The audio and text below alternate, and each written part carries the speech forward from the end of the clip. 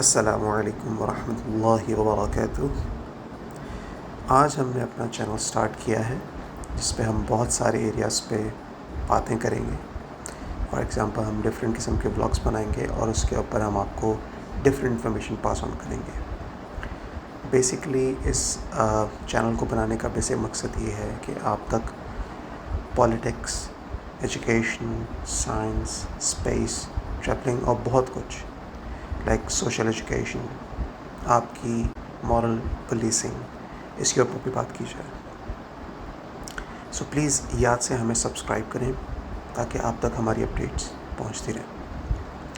Coming back to the video, جیسا کہ آپ کو تھمبنیل دیکھ کے آئیڈیا ہو گیا ہوگا کہ اس ویڈیو میں ہم نے عمران خان صاحب اور جنرل باجوہ صاحب کے بارے میں بات کی ہے۔ یہ اختلاف کیوں شروع ہوا اور اس میں پرویز الہی صاحب کا کردار کیا ہو سکتا ہے۔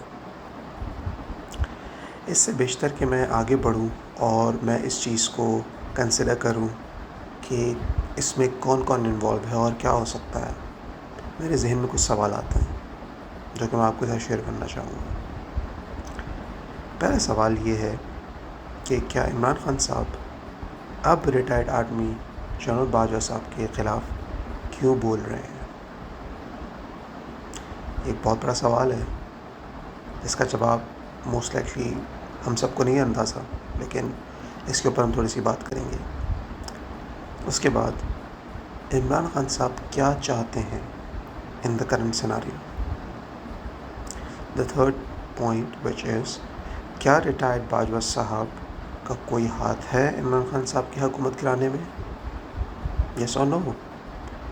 اور چوتھا، کیا الیکشنز ہونے کی صورت میں ملک کے حالات صحیح ہو جائیں گے؟ ایکچولی میرے پاس کوئی نیوز نہیں ہوگی آپ لوگوں کے لیے، میں صرف آپ کو اپنا پرسنل انالیسس دوں گا۔ میرا انالیسس کسی کو برا بھلا کہنے کے لیے نہیں ہوگا، میں اپنے دل کی بات رکھوں گا آپ کے ساتھ، اور وداؤٹ اینی ریڈیکیول یا کسی کو برا بھلا کہے بغیر میں اپنی بات رکھوں گا، اور کسی پہ پرسنل اٹیکس کیے بغیر میں بات کروں گا۔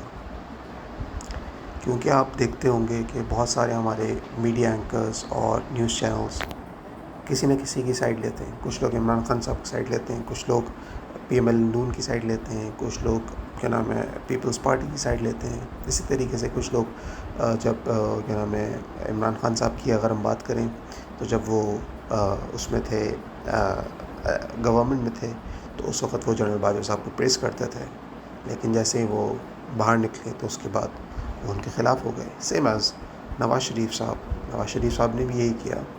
جب وہ گورنمنٹ سے باہر تھے تو گجرات میں جا کے انہوں نے جلسے کیے اور انہوں نے کافی کچھ کہا باجوہ صاحب کو، لیکن جیسے وہ گورنمنٹ میں آئے تو ساری چیزیں صحیح ہو گئی اور وہ ان کی سائڈ لینے لگ گئے، آرمی کی یا باجوہ صاحب کی۔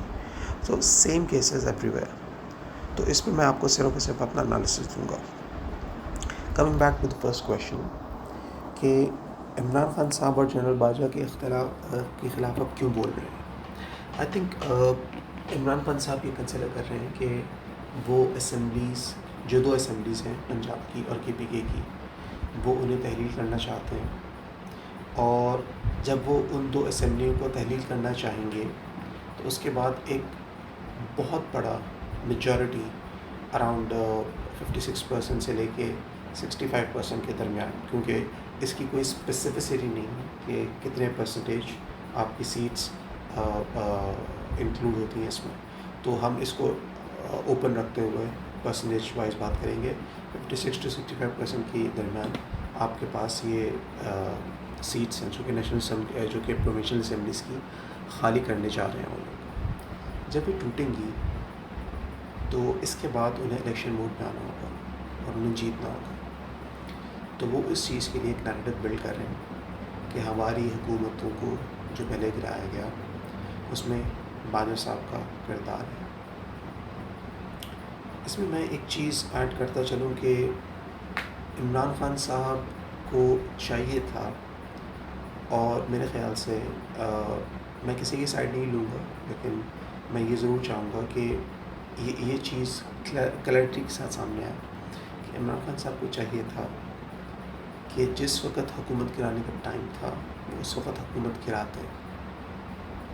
وہ صرف اور صرف اس چیز کے لیے بیٹھے رہے اور انہوں نے فردر آگے اس چیز کو الیبریٹ بھی کیا خود سے کہ ہم باجوہ صاحب کو ایکسٹینشن بھی دینا چاہتے تھے کہ اگر وہ ہمیں کنٹینیوشن پرووائڈ کرتے ہیں کہ ہم انہیں سپورٹ کریں گے اور وہ ہمیں کنٹینیوشن پرووائڈ کریں گے، جو کہ غلط ہے، جو کہ مورلی اور ایتھیکلی غلط ہے. تو اس حساب سے دیکھا جائے تو عمران خان صاحب کی غلطی ہے. لیکن کیا عمران خان صاحب کی حکومت گرانے میں باجوہ صاحب کا ہاتھ ہے؟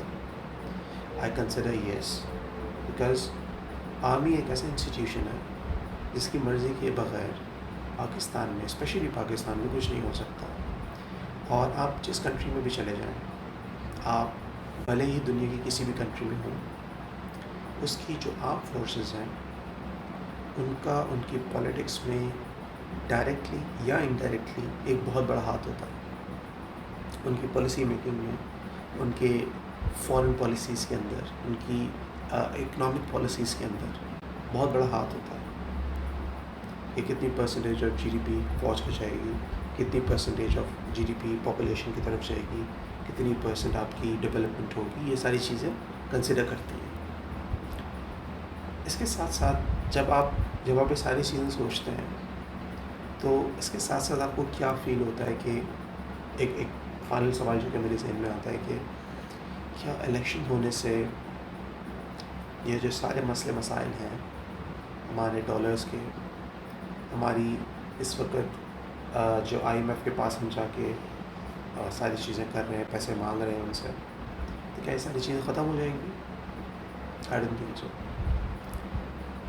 کوئی بھی حکومت ہوگی، بھلے وہ کرنٹ حکومت ہو یا بھلے وہ عمران خان کی حکومت ہو یا جو بھی فیوچرسٹک حکومت ہو، اس سے ڈیفیکلٹ فیصلے لینے پڑیں گے.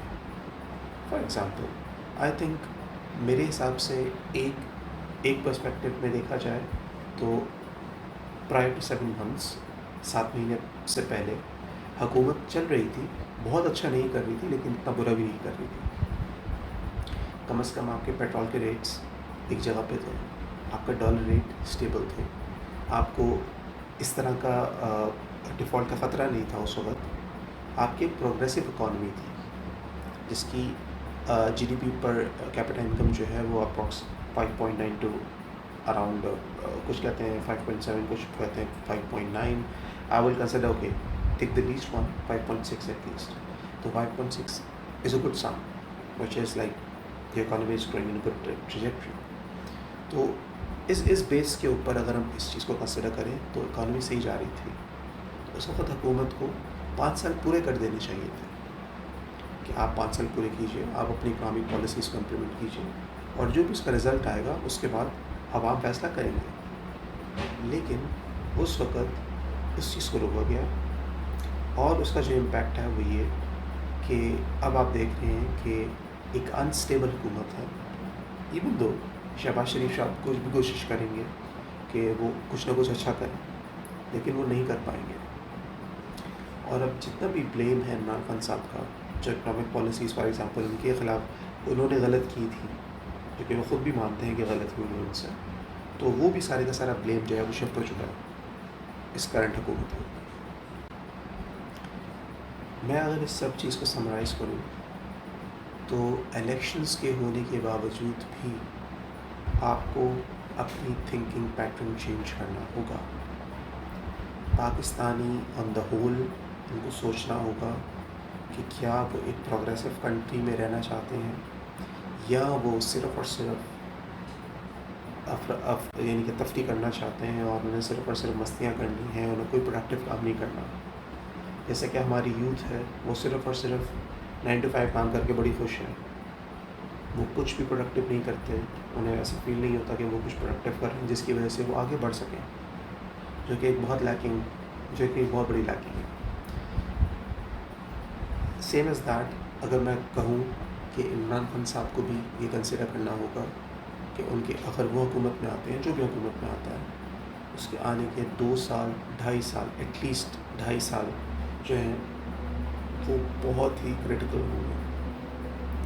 اکنامک ریوائول پہ ہمیں ایک پالیسی دینی ہوگی ایز اے نیشن، جس کے اوپر پولیٹیکل ڈفرینسز ہونے کے باوجود بھی کوئی امپیکٹ نہیں آنا چاہیے، بھلے وہ کوئی بھی گورنمنٹ ہو۔ جب ہماری پولیٹیکل سٹیبلٹی رہے گی، اسی کی وجہ سے ہماری اکنامک سٹیبلٹی بھی آگے بڑھے گی۔ اس وقت کرنٹ سچویشن